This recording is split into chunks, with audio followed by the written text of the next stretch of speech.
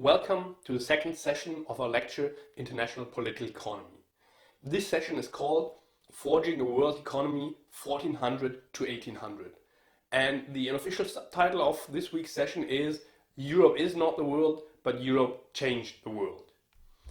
In the bigger picture of our lecture, this is the first session of the second part of the lecture. And in this second part, we discuss the evolution of the international political economy as we know it today. And the reason why we do it this way is because the textbook does it this way, and the reason I selected a textbook that does it this way is because I think it's very important to analyze international political economy against the backdrop of its history. And this is so because today's international political economy is not the way it is because of some immutable laws of nature or of the economy or of any godly plan. Today's international political economy is the way it is because it has become the way it has become. And it could have become otherwise, but it did become this way. And by looking at its history, on the one hand, it becomes a little bit clearer that what has happened did not have to happen, it just did happen, and that what we have today is a product of these past events. So today in the first session we will discuss the years 1400 to 1800. And this is the structure of today's session. First, I'll make some general remarks about history and difference and talking about history and difference. After that, I'll give a very brief sketch of these 400 years we discussed today. And then there will be a short intermission which allows me to make some connections to present-day events, namely to the COVID-19 pandemic. And in the end, I will discuss what was new in these 400 years and what was new in a way that we should still think about it. So let's begin with the general remarks on history and difference.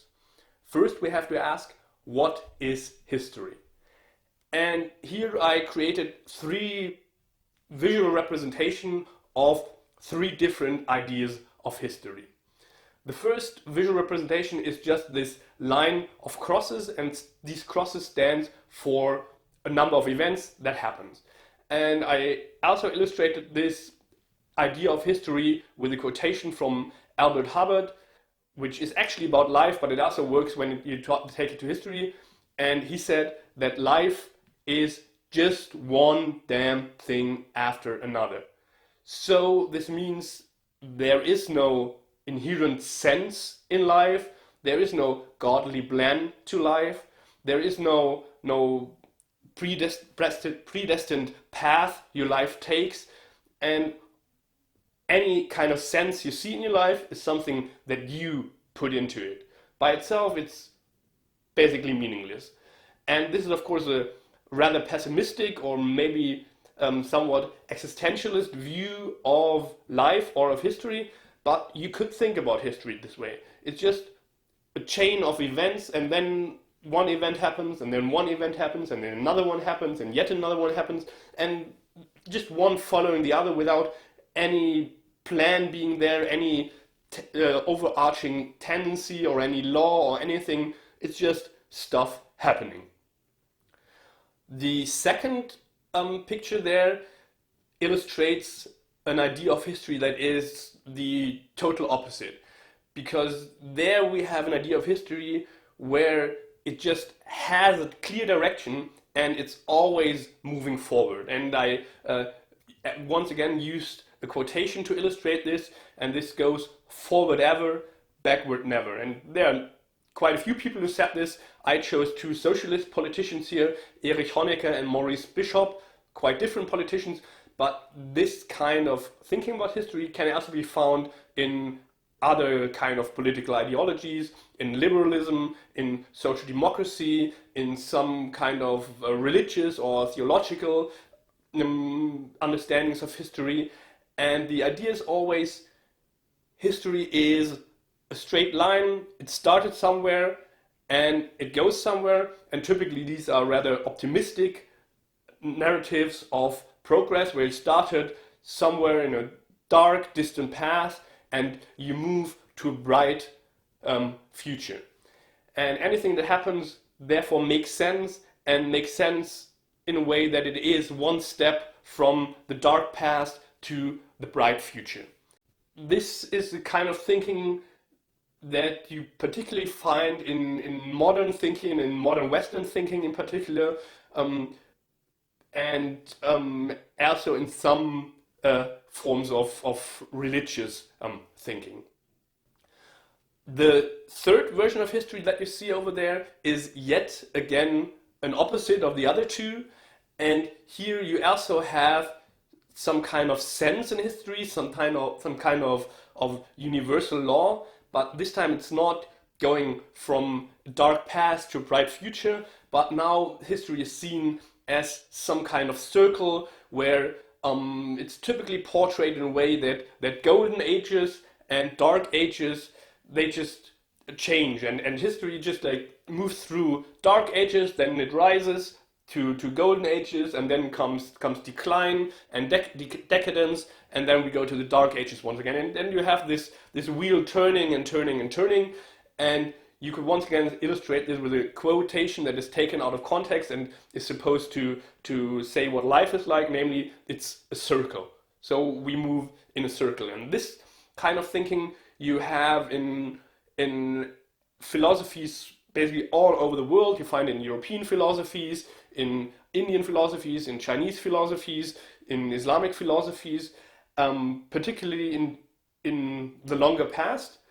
But today there are always still some philosophers or theorists who believe history evolves this kind of way. But nowadays those are mainly either conservative thinkers or somewhat esoteric or mysticist thinkers that believe that history is moving in cycles, and they are typically polemicizing against the idea that there is such a thing as progress. And if you ask me, all of these three ideas are wrong. I don't believe any of that. I don't believe that history is just one damn thing after the other. I don't believe we are moving in some clear line of progress to the future. And I don't believe that history is just a cycle and that we repeat the same stuff over and over again.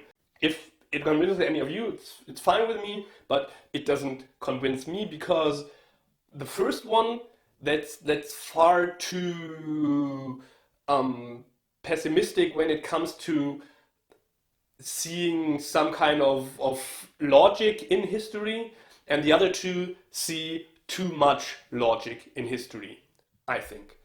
So let's forget about these three models. I think they are good to see what kinds of ways of thinking about history there are. And now we come to some other ways of thinking about history that I think are more reasonable and make more sense and are more productive. So, and I want to start this by discussing, if I don't believe there is this one overarching law in history, what do I believe there is in history? There are a couple of things I'm quite sure that they do exist in history. So the first thing I'm quite sure about is that there is contingency in history. And contingency basically means that things could be different. The things are not the way they are because there's some great scheme behind it. They're not the way they are because laws of nature force them to be that way, at least not in human history, not in politics, not in sociology. But they are because of stuff that happened. And if other stuff would have happened, which would have been possible, things would be different. And the same also goes for the future. If there's no certain way to predict the future of society, of politics, because something could happen, but also other stuff could happen. And this is what we call contingency.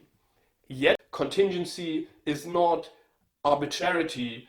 It doesn't mean that anything is possible, and it doesn't mean that you can just like wish for a certain world and then this might happen. This is not what contingency is about. Things are the way they are. So things could be different, but they are not different.